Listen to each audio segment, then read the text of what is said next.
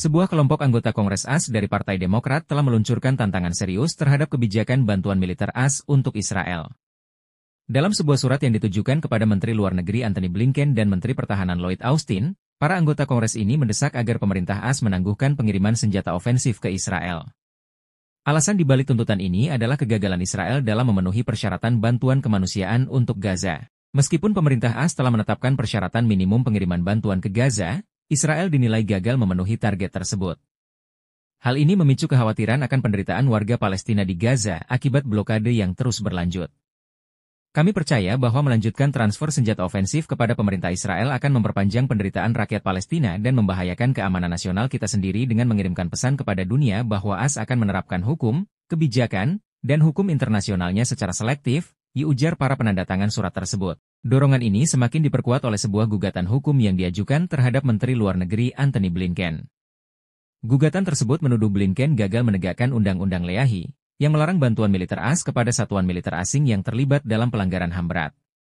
Para penggugat berargumen bahwa Israel telah melanggar undang-undang ini namun tetap menerima bantuan militer AS dalam jumlah besar. Hukum AS sudah jelas. Jika pemerintah Netanyahu tidak mengizinkan makanan dan obat-obatan yang cukup untuk masuk ke Gaza, maka AS tidak dapat mengirim senjata, tegas perwakilan Greg Casar. Keputusan Kongres ini diambil di tengah meningkatnya tekanan internasional terhadap Israel terkait tindakannya di Gaza.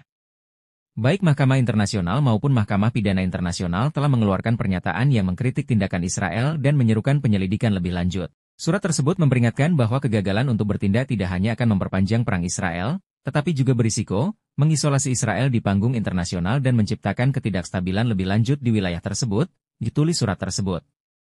Meskipun pemerintahan Biden secara konsisten menyatakan dukungannya terhadap Israel, dorongan terbaru dari Kongres ini menunjukkan adanya perpecahan dalam Partai Demokrat terkait kebijakan terhadap Israel. Para anggota Kongres yang progresif semakin vokal dalam menuntut agar bantuan militer AS untuk Israel dikaitkan dengan kepatuhan terhadap hukum internasional dan hak asasi manusia. Kami percaya bahwa melanjutkan transfer senjata ofensif kepada pemerintah Israel akan memperpanjang penderitaan rakyat Palestina dan membahayakan keamanan nasional kita sendiri dengan mengirimkan pesan kepada dunia bahwa AS akan menerapkan hukum, kebijakan, dan hukum internasionalnya secara selektif, ujar para penandatangan surat tersebut. Mari kita doakan kekejaman Israel dan sekutunya segera lenyap dan Palestina segera merdeka. Amin. Teruskan boikot produk-produk yang berafiliasi pada Israel. Jangan lupa like, subscribe, dan share video ini.